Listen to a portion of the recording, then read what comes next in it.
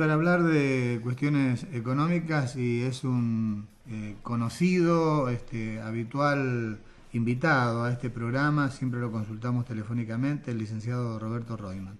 ¿Cómo te va, Roberto? Buen día.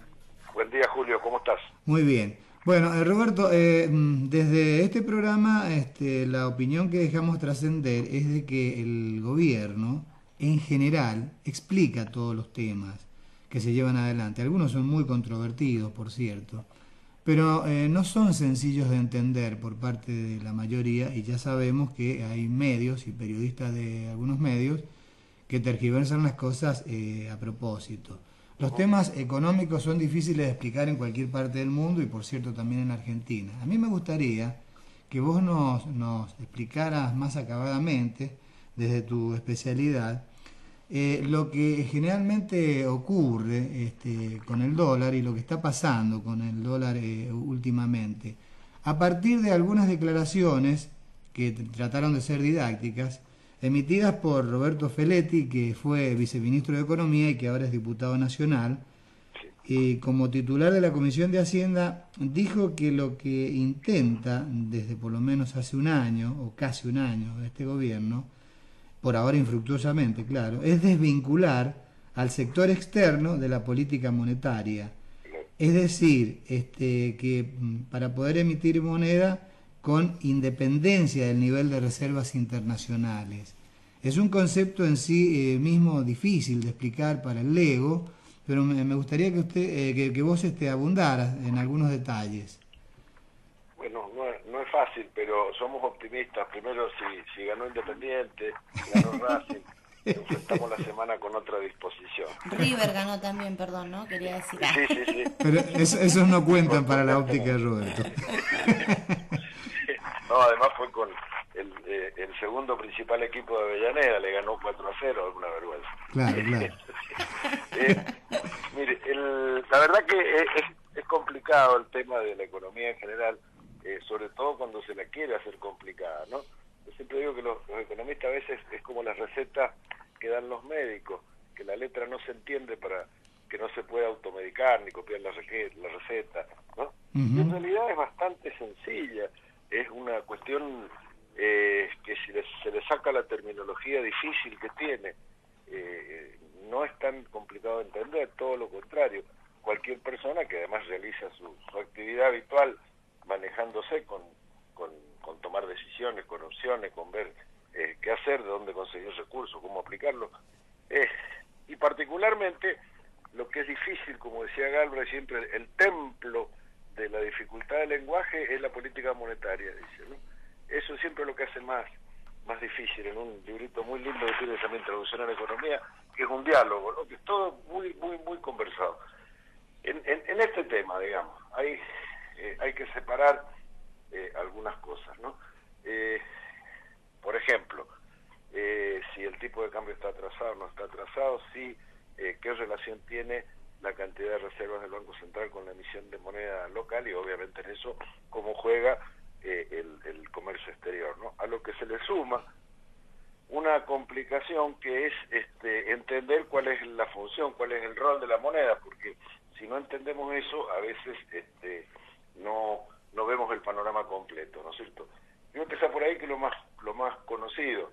Uno dice, la moneda sirve para intercambiar bienes, sirve para medir los bienes, esto vale tantos pesos, comparado con otra cosa vale tantos pesos, para pago futuro.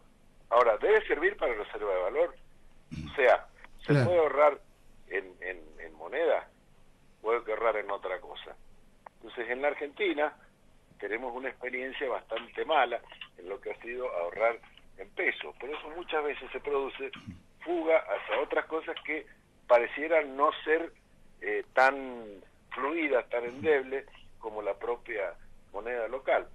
Y la verdad que es una discusión mundial acerca de si se puede ahorrar o no en cualquier moneda, si la moneda es o no reserva de valor. Y en el mundo entero eso es una discusión, y particularmente con el dólar. No sé, digo que es una zona muy sensible, pensar en la moneda como un bien de aceptación social y no solamente como un instrumento de atesoramiento. Ahora, específicamente, Roberto, cuando Feletti habla de que se intenta desvincular Sí. al dólar de la emisión de moneda, específicamente desde el punto de vista técnico, ¿qué significa? Por eso, lo que pasa es que, no, ojo, que vos no podés desvincular, digamos, la emisión de moneda a la reserva porque tiene una vinculación directa, Claro. legal y obligatoria. Claro, Entonces, claro. no podés omitir lo que vos quieras. Por eso Lo me que parece es verdad, complejo es el tema, verdad, claro. es que lo que no puede ser es que vos te veas obligado, no dejes de tener política monetaria en función de la situación del comercio exterior, si todo lo contrario, lo que ha sucedido en la época de la convertibilidad justamente fue eso.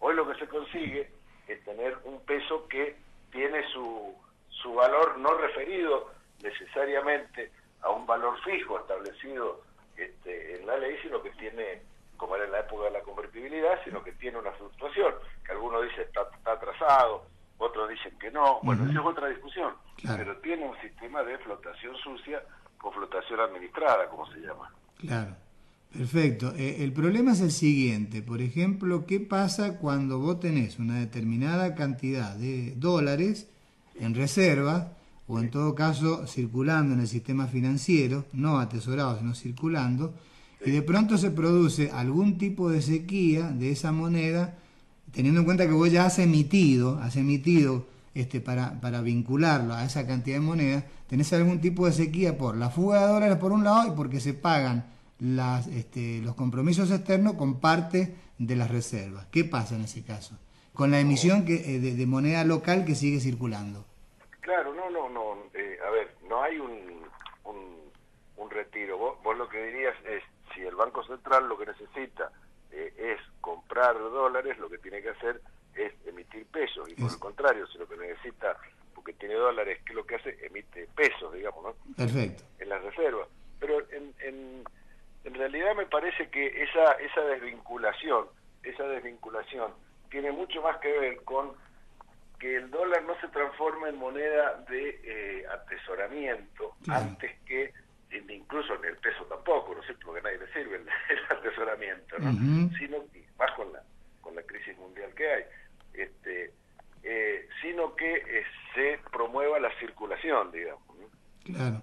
Ahí es Ahora, donde está puesto el énfasis. fíjate que vos en algún momento, para ir cerrando, porque vos te darás cuenta lo dificultoso que le puede resultar a un ministro o a la propia presidenta, que a veces se refiere a este tema en largos párrafos, Sí. lo dificultoso que es explicar este tipo de temas. No es que se elude explicarlos, sino que no siempre estamos suficientemente atentos, ni tenemos el grado de conocimiento mínimo específico como para entender exactamente todas estas explicaciones.